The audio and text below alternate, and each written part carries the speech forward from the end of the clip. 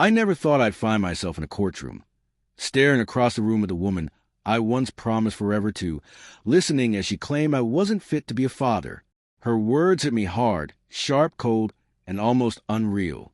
We had built a life together, or at least I believed we had. Mornings spent hurrying to get our child ready for school, nights reading stories until their eyelids grew heavy. Those moments had felt real, solid. Yet in that room, surrounded by judgment and legal jargon, all of it seemed to vanish like smoke. I sat quietly. No anger, no outburst.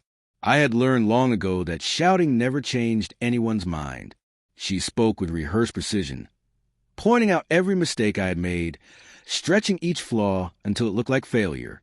The people around us nodded, some with pity, some with quiet agreement, as if her words were undeniable truth. I looked down at my hands, feeling the weight of her accusations pressing against my chest. But even in that silence, I reminded myself, those words didn't define me. I knew who I was to my child. I remembered every scraped knee I had tended, every night I had stayed awake through fever and fear, every quiet lesson I had tried to teach. That was the truth of my fatherhood, even if no one else could see it. Then came the moment that cut through the noise. My 6-year-old tugged softly at the edge of the bench, eyes wide and uncertain. Their voice, small and trembling, broke the courtroom silence. "Daddy, will you still love me?" The question hit harder than anything my ex-wife had said. Every sound faded.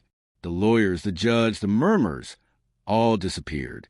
I bent down, met my child's gaze, and answered softly, "Always." No long speech, no dramatic show, just truth. And in that instant, something shifted inside me. I found strength again, quiet but steady.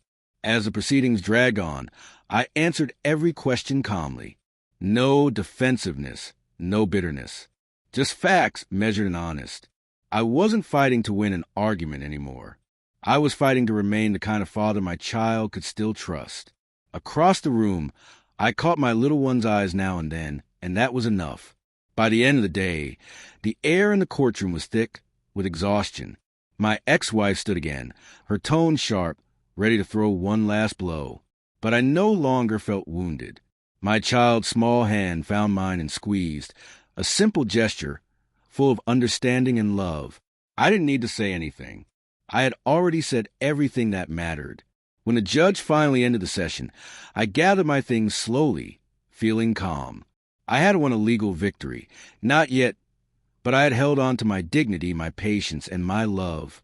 Walking out into the hallway, the echo of footsteps surrounding me, I realized the real battle had never been about the case. It was about staying steady in the face of chaos, showing my child that love remains even when everything else falls apart. Weeks passed. Papers were filed. Hearings came and went. But life didn't stop. I still made breakfast. I still helped with homework.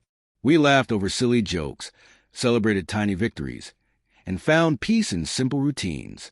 The harsh words from court began to fade, replaced by quiet moments that spoke louder than any judgment ever could.